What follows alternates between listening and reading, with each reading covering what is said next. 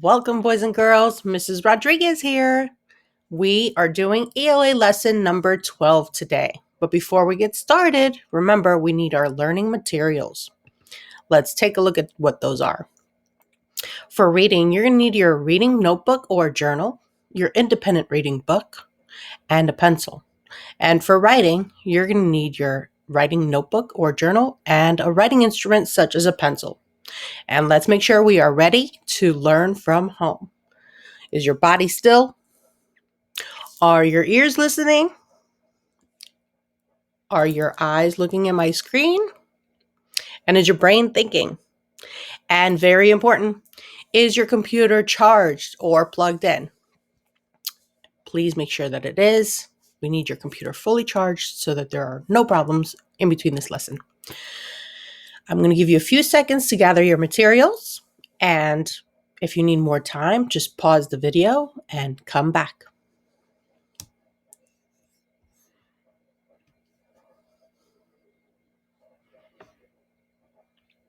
All right, boys and girls, let's get started. But if you still need more time to gather your materials, just pause the video and come back to us, okay? All right, today's reading lesson, I can identify the importance of subtitles in informational text. That is your content objective for today. And your language objective is, I am going to analyze the relationship between the subtitles and the information in each section of a nonfiction book. Let's take a look at what this means. Let's see the relationship of the subtitles and the information in this informative book called Penguins.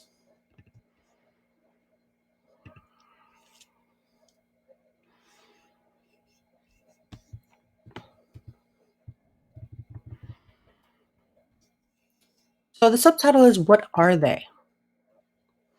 You have a photo of some penguins, and then the author gives you some information. What birds cannot fly? What birds spend most of their lives in the ocean but are not fish? What birds live in the coldest part of the world all year long? They swim, they march, they slide through the snow. They are penguins. Well, the subtitle started with a question. What are they? And the author ended the information on this page by giving you that answer. They are penguins. Here, it's where are they? All penguins live between the equator and the South Pole. Some live where it's very cold. Some live in warmer places like coasts of Africa and Australia. Penguins live on islands, on coasts, and even on icebergs in the sea. They just need to be near water because they spend most of their lives in the water. So there you have it. This subtitle said, where are they? And the author provided that information and answered the question on the subtitle. Not just any bird. Penguins are perfect for their lives at sea. They have a sleek shape for speed, a layer of blubber to keep them warm. And this is a diagram that has more information for each body part, such as the flippers here. Stiff flippers act like boat paddles to push and steer. Big eyes to see underwater. And big webbed feet for better steering. Layers of soft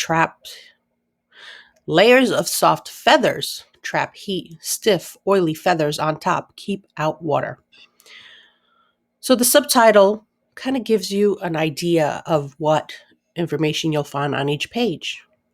Then the author elaborates with more information. And in this one, he went even further and added a picture of the penguin and some details for their body parts. Let's take a look at this one. What's for dinner? Life in the ocean is fishalicious. Penguins eat a lot of fish. They have a hooked bill, a beak to help them grab their dinner. Barbs on their tongues and in their throats help them to hold on to slippery food. Would you like a drink of salty water to go with that fish? Penguins are able to clean the salt out of ocean water. They get fresh water to drink and the salt dribbles back into the ocean. Very interesting. So again, the subtitle asked a question on this page and said, what's for dinner? The author gave you that information. He told us that they eat a lot of fish. So the relationship with this subtitle and the information on this page is clear that we're talking about the penguin's dinner. Life on land. On land, most penguins live in a large colony with thousands or even millions of other penguins. If it's cold, they huddle together. It's so warm inside a huddle that penguins take turns moving to the outside to cool off. Penguins march together to get to their nesting grounds. Once there, they wave, strut, shake, call, nod, dance, and sing to find a mate. Most penguins stay with their mate for many years. So the subtitle is called Life on Land. They have given you a picture of penguins on land, and then the author gave you information what it's like for penguins when they are on the land. A chick is born. Most penguins lay 2 eggs at a time, but often only 1 egg survives. The mother and father take turns keeping the egg warm. When it hatches, the parents keep the chick warm and fed. After a couple of weeks, hundreds or even thousands of chicks wait together while the parents go back to the sea to find food. As the chicks wait, they are in constant danger from skuas, eagles, and other animals. So this page is all about what the subtitle mentions, a chick, baby chicks. So baby penguins. The longest march. For the emperor penguins, getting to their nesting grounds is hard work. Their home is Antarctica, the coldest place on Earth. Emperor penguins nest much further from the ocean than other penguins. They must march for days and nights through snow and wind. After laying her egg, the female gives it to the male. He will keep it warm in a flap under his belly. Unlike other penguins, the male emperor cares for the egg by himself while the female goes back to the ocean to find food. So the subtitle in this page talks about how it's harder for emperor penguins to go back to their nesting grounds because their nesting grounds are so much further from the ocean, unlike other penguins. And it's hard because they march for days and nights and through snow and wind. Penguin parade. There are 17 species or kinds of penguins. And here you can see that there's the smallest penguin. Fairy penguins sing more songs than any other penguins. So this is smallest to largest. Fairy, Galapagos, snares, rockhopper, yellow-eyed, fjordland, erect-crested, African, Magellanic, Royal, Macaroni, Adelie, Humboldt, Chinstrap, Gentoo, King, and the largest, the Emperor penguin. Penguin play. Life isn't always easy for penguins, but at least they look like they're having fun. Singing. So adults sing to their mates and chicks sing for their parents. Sledding. Penguins speed down icy hills on their feet and bellies to get somewhere fast. And surfing. Penguins surf through the waves. Sometimes they surf right from the water up to the land. So this subtitle talks about penguins and how they seem like they're having fun. So, singing, sledding, surfing, that hopping here. Rock hoppers can hop 5 feet high. Wow. So the subtitle relates to what's going on the page, what information you're gathering from the page. It's your way of thinking about what information you're going to gather from each page. All right, let's go back to our lesson.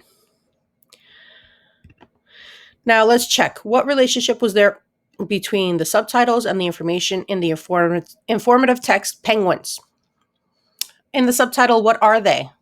We found out that the page explains that penguins are birds. What's for dinner? It explained what penguins eat. And a chick is born. it explained the penguin's life cycle. So as you can see, subtitles provide you a little sneak peek, you would call it, to what information you're going to gather on each page. So for your independent work today, you're going to read a book, a nonfiction book, and you're going to fill out the subtitle and the information that you gathered from each subtitle. So what is the relationship between the subtitles and the information in the informative text that you are going to read today? All right, boys and girls, I know you can do it. I have faith in you. And don't forget, when you are done, take a brainy break. Take a 15, 20-minute break. Go out, take a walk, stretch, drink some water, get a snack. And don't forget to pause the video and come back to us for our writing lesson. See you later, boys and girls.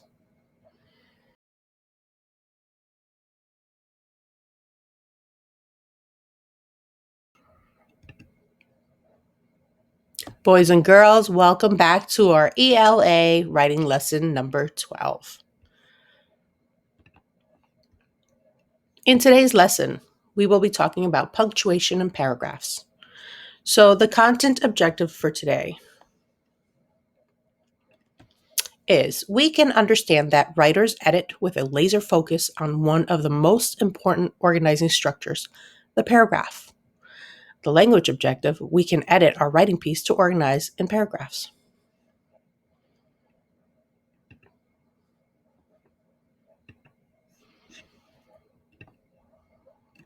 Why is punctuation important in writing?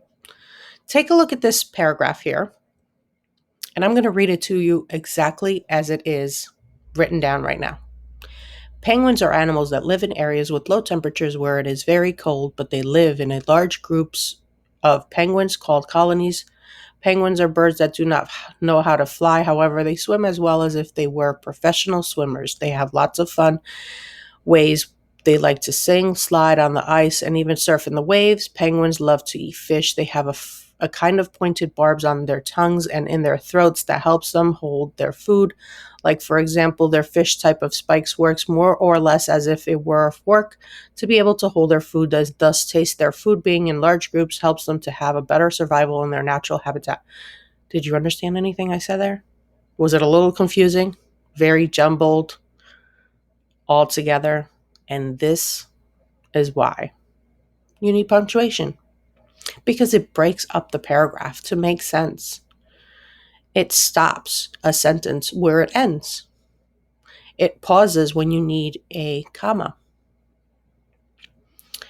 And it makes better sense when you're reading it. So let's use punctuation for this paragraph.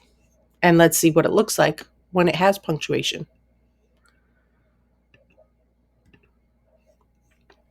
So let's look at this paragraph again without punctuation, and then we'll compare it to the paragraph that does have punctuation. Penguins are animals that live in areas with low temperatures where it is very cold, but they live in large groups of penguins called colonies. Penguins are birds that do not know how to fly. However, they swim as well as if they were professional swimmers. They have lots of fun ways. They like to slide, sing on the ice, and even surf in the waves. Penguins love to eat fish. They have a kind of pointed barbs on their tongues and in their throats that helps them to hold their food. Excuse me. Like, for example, this fish type of spikes works for more or less as if it were a fork to be able to hold their food and thus taste their food. Being in large groups helps them to have a better survival in their natural habitat. That is a lot of information, and it is very confusing. Now, let's take a look at the first paragraph. If I can move my camera off to not be in the way. Here we go. All right. So the first sentence is, penguins are animals that live in areas with low temperatures where it is very cold. Period. That's your first sentence. That's where we put the period. That is where it stops. And that sentence makes sense. Penguins are animals that live in areas with low temperatures where it is very cold. Then They live in large groups of penguins called colonies, period. Penguins are birds that cannot fly, comma, yet they swim as well as professional swimmers. That makes sense, right? They have fun in many ways, period. They like to sing, comma, slide on ice, comma, and even surf the waves, period. Penguins love to eat fish, period. They have a kind of pointed barb on their tongue and throat that helps them hold their food, comma, such as fish, period. This type of spikes works. This type of spike works more or less like a fork to be able to hold your food and thus taste your food, period. Being in large groups helps penguins survive better in their natural habitat, period. Didn't that make so much more sense? Now let me read it to you without stopping and telling you where the period is, just so that you can compare it to how I read it when it didn't have any punctuation. Penguins are animals that live in areas with low temperatures where it is very cold. They live in large groups of penguins called colonies. Penguins are birds that cannot fly, yet they swim as professional swimmers. They have fun in many ways. They like to sing, slide on ice, and even surf the waves. Penguins love to eat fish. They have a kind of pointed barb on their tongue and throat that helps them hold their food, such as fish. This type of spike works more or less like a fork to be able to hold your food and thus taste your food. Being in large groups helps penguins survive better in their natural habitat. Now, didn't that make so much more sense? It wasn't all jumbled together. There were pauses and stops, and that is why punctuation is extremely important. So, now it's your turn. Today we talked about paragraphs and how important it is to use this particular form of punctuation and to edit for it, okay? So now you're going to go back to your writing and you're going to look at places where you can edit for paragraphs and where you are missing punctuations. All right, boys and girls, take a good look at your writing. Read it through. Make sure it makes sense. See if you need a comma anywhere, a period anywhere, exclamation point, question mark. Take a look at your punctuation throughout your writing, okay? Happy writing. See you, boys and girls.